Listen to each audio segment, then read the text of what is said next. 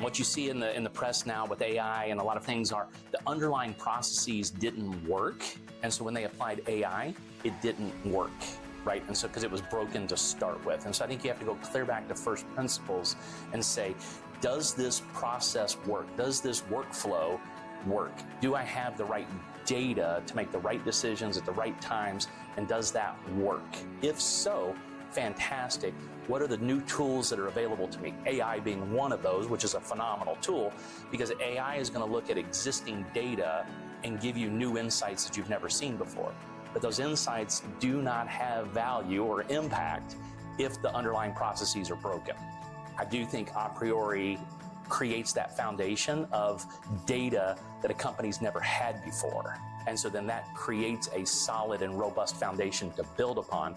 AI then can mine that data and be leveraged in a multitude of ways. Design better and manufacture better at speed, at scale, so that you can achieve that 1 year, 3 year product refresh, but deliver exactly what the customer wants, what the competition is not able to do, and all built upon this robust data foundation that aPriori is bringing both to engineering and manufacturing.